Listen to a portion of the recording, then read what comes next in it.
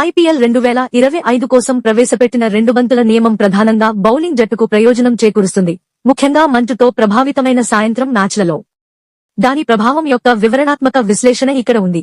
Please share and subscribe for more updates.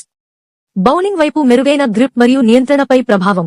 రెండో innings 11వ over నుండి కొంచెం పాత బంతిని ప్రవేశపెట్టడం ద్వారా బౌలర్లు మెరుగైన పట్టు మరియు కదలికను కొనసాగించగలరు. డ్యూ ఎఫెక్ట్ ను ఎదుర్కోవడం. ఈ నియమం మంచుతో కూడిన పరిస్థితులలో, ముఖ్యంగా రాత్రి మ్యాచ్ల సమయంలో బౌలర్లు ఎదుర్కొనే ప్రతికూలతను తగ్గించడంలో సహాయపడుతుంది. Strategic flexibility.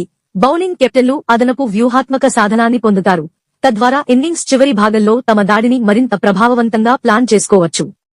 Batting side adjustment సవాళ్లపై ప్రభావం. స్వింగ్ లేదా సీమ్ మూవ్మెంట్ పరంగా భిన్నంగా ప్రవర్తించే కొంచెం పాత రీప్లేస్మెంట్ బాల్ కు బ్యాటర్లు త్వరగా అలవాటు పడవలసి ఉంటుంది. తగ్గిన ప్రయోజనం. మంచు కారణంగా రాత్రి మ్యాచ్ల రెండవ ఇన్నింగ్స్ లో బ్యాటింగ్ చేసే జట్లకు గతంలో లభించిన ప్రయోజనాన్ని ఈ నియమం సమర్థవంతంగా తగ్గిస్తుంది. బ్యాటింగ్ వ్యూహాలపై ప్రభావాలు. టైమింగ్ సర్దుబాట్లు. రెండవ బంతిని ఎదుర్కొన్నప్పుడు బ్యాటర్లు తమ సమయాన్ని రీకాలిబ్రేట్ చేయాల్సి ఉంటుంది, అది కొంచెం పాతది మరియు భిన్నంగా ప్రవర్తించవచ్చు. Please share and subscribe for more updates. Power hitting పునఃపరిశీలన. తక్కువ తరి బంతిని ప్రవేశపెట్టడం డెత్ ఓవర్లలో సాధారణంగా ఉపయోగించే పవర్ హిట్టింగ్ వ్యూహాలను ప్రభావితం చేయవచ్చు. పెరిగిన జాగ్రత్త. రెండవ బంతిని ప్రవేశపెట్టినప్పుడు బ్యాటర్లు మొదట్లో మరింత జాగ్రత్తగా ఉండవలసి ఉంటుంది, ఇది స్కోరింగ్ రేటును తాత్కాలికంగా నెమ్మదిస్తుంది. బౌలింగ్ టీం వ్యూహాలపై ప్రభావాలు. దూకుడు బౌలింగ్. బౌలర్లు తమ లైన్ మరియు లెంగ్త్ తో మరింత దూకుడుగా ఉంటారు, ఇన్నింగ్స్ చివరి భాగంలో తమకు మెరుగైన నియంత్రణ ఉంటుందని తెలుసు.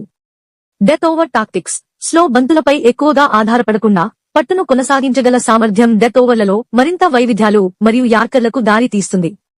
స్పిన్నర్ వినియోగం.